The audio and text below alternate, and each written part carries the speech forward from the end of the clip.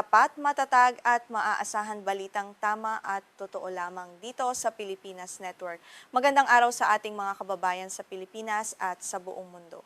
Huwag kalimutang pusuan ang video, sumubaybay at pindutin ang patingaw upang lagi kayong updated sa balita. Simulan na natin.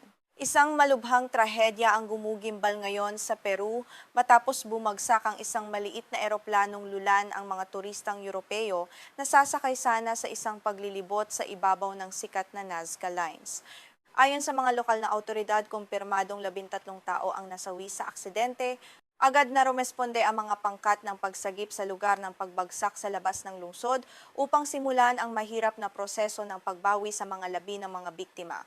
Naganap ang aksidente sa isang bakanteng lupain sa labas ng lungsod ng Nazca. Ang eroplano ay nagsasagawa ng isang espesyal na paglipad upang maipakita sa mga turista ang mga tanyag na guhit sa lupa mula sa himpapawid. Kilala sa buong mundo ang Nazca Lines bilang isa sa mga pinakadakilang pamana ng sinaunang kabihasnan. Umaakit ito ng libu-libong dayuhang turista na nagnanais makita mula sa itaas ang mahiwaga at napakalalaking mga guhit sa disyerto. Ayon sa pamahalaang lokal ng Nazca, ang nasabing eroplano ay pinatatakbo ng lokal na kumpanyang Aerodiana. Sa opisyal na pahina nito, sinabi ng kumpanya na 14 na taon na itong nag-aalok ng mga pamamasyal sa himpapawid sa ibabaw ng Nazca Lines gamit ang mga eroplanong Cessna Grand Caravan. Inilabas na ng Ministry ng Transportasyon at Komunikasyon ng Peru ang opisyal na talaan ng mga nasawi sa trahedya. Kabilang sa mga namatay ang 7 mamamayang Italyano na may edad mula 18 hanggang 54 na taong gulang. Nagdulot ang balita ng matinding dalamhati sa Italia habang nakikipag-ugnayan ang embahada nito sa Peru sa mga lokal na autoridad para sa pagkilala at pagpapauwi sa mga labi ng mga biktima. Bukod sa mga Italyano, kinumpirma rin ng mga autoridad na kabilang sa mga nasawi ang 2 mamamayang Espanyol na kapwa 52 taong gulang at 2 mamamayang Aleman na 77 at 78 taong gulang. Ipinakikita ng magkakaibang nasyonalidad ng mga biktima ang pandaigdigang katangian ng turismo sa rehiyon na ngayon ay nababalot ng matinding kalungkutan. Kasama rin sa mga nasawi ang 2 tripulanteng mamamayan ng Peru. Sa opisyal na ulat, kinilala ang piloto na si Americo Salazar at ang katuwang niyang piloto na si Irenca Guanilo del Carpio.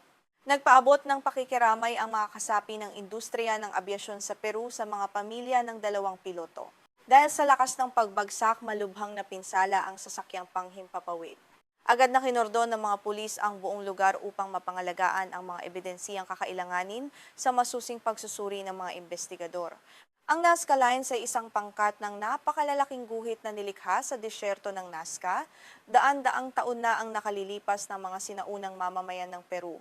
Ang mga guhit na ito ay bumubuo ng mga larawan ng mga hayop, halaman at iba't ibang hugis na heometriko.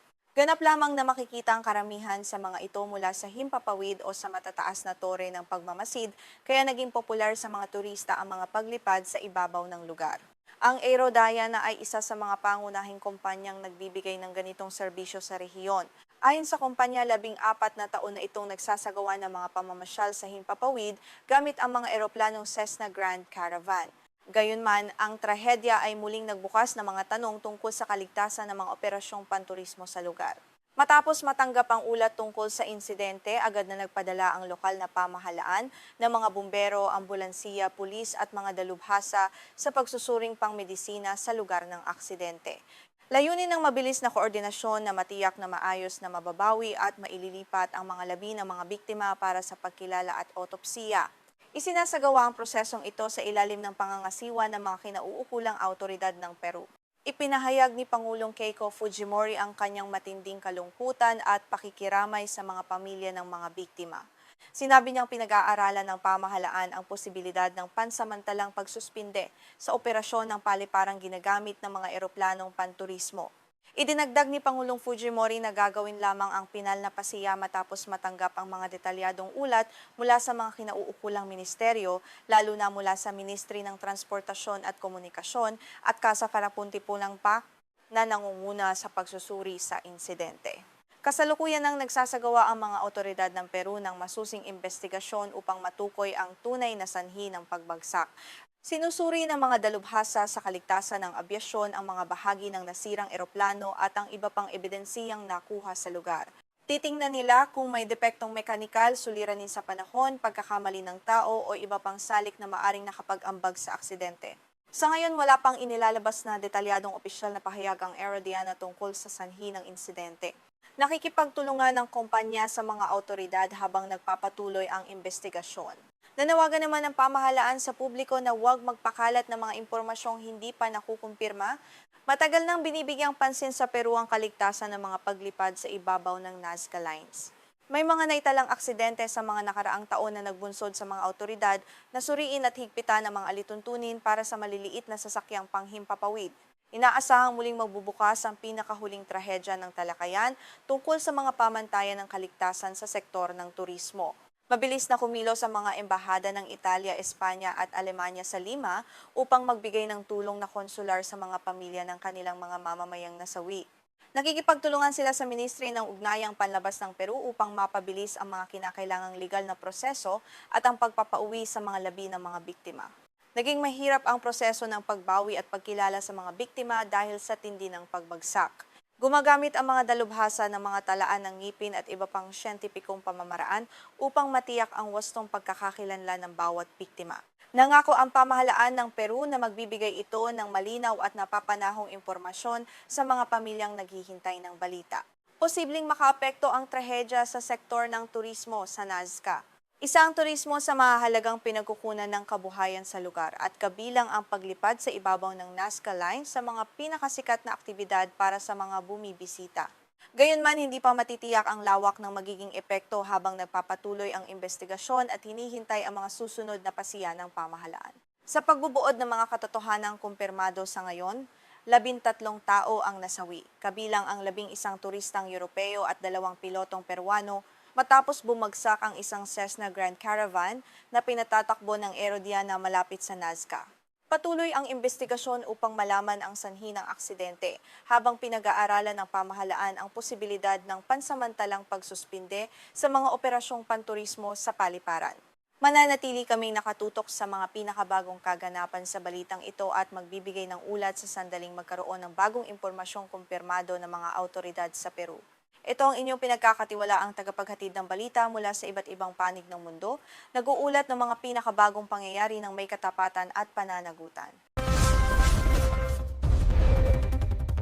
Isang napakahalagang balita mula sa Washington ang ating tinututukan ngayon. Humingi ng tulong si Ukrainian President Volodymyr Zelensky kay US President Donald Trump upang makuha ang pahintulot ng bilyonaryo at tech titan na si Elon Musk. Nais ang Ukraine na gamitin ang Starlink satellite communication system upang gabayan ang kanilang mga tumpak na pag-atake sa mismong teritoryo ng Russia, isang hakbang na maaaring magpabago sa takbo ng digmaan. Ayon sa mga mapagkakatiwalaang ulat, direktang inihain ni Zelensky ang sensitibong kahilingang ito kay Trump sa isang pribadong pagpupulong sa Oval Office nitong linggo sa gitna ng kanyang mabilisang pagbisita sa Washington. Bukod dito, ipinarating din niya ang parehong kahilingan sa mga mambabatas sa Capitol Hill. Ang mga talakayang ito ay ibinunyag ng mga opisyal na tumangging magpakilala dahil sa pagiging kumpidensyal ng usapin. Ang pagpupursige ng Ukraine na palawakin ang paggamit ng Starlink ay bunsod ng kanilang paghahanap ng mga alternatibong paraan upang mapunan ang lumalalang kakulangan sa mga Patriot Air Defense System ng Estados Unidos. Ang mga sistemang ito ay kritikal sa pagpigil sa walang humpay na pag-atake ng mga missile at drone ng Russia sa mga lungsod ng Ukraine, ngunit kasalukuyang limitado ang supply ng mga ito dahil sa iba pang pandaigdigang krisis. Lalong naging kritikal ang sitwasyon matapos magpahiwatig si Trump na tila umaatras siya sa kanyang kamakailang pangako na bigyan ang Ukraine ng lisensya upang lokal na gumawa ng mga Patriot Interceptor. Dahil sa patuloy na labanan na kinasasangkutan ng Israel, Estados Unidos at Iran, higit na kinakailangan ngayon ang mga interceptor na ito sa ibang mga lugar na naglalagay sa depensa ng Ukraine sa isang lubhang mapanganib na kalagayan. Sa kanyang pakikipag-usap sa mga mambabatas sa Capitol Hill, binigyang diin ni Zelensky na ang Starlink ay hindi lamang para sa komunikasyon ng mga sundalo, kundi maaari ring gamitin para sa tumpak na pag-target sa loob ng Russia. Nais ng Ukraine na gamitin ang high-speed satellite internet na ito upang gabayan ang kanilang mga long-range missile at drone sa pagsira sa mga base militar ng Russia na pinagmumula ng mga pag-atake laban sa kanila. Bagamat pinakinggan ang kahilingan, hindi nagbigay ng agarang pangako si Trump kay Zelensky hinggil sa Starlink.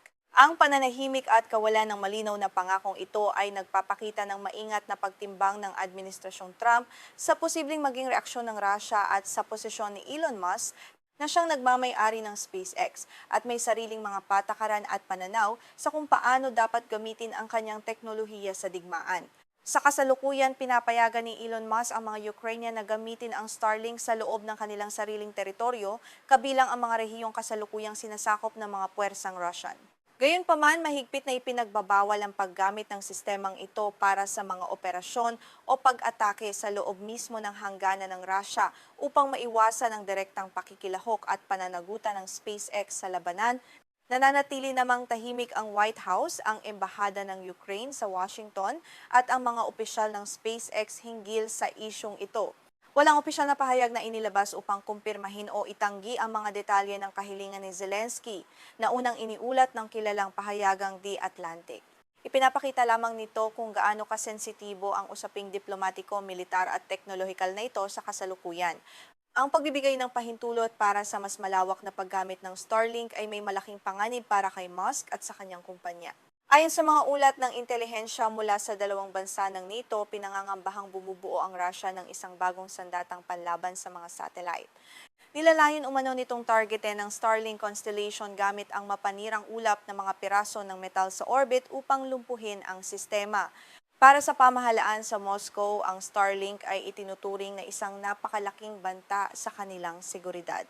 Ang libu-libong satellite sa mababang orbit ay naging napakahalaga para sa kaligtasan ng Ukraine.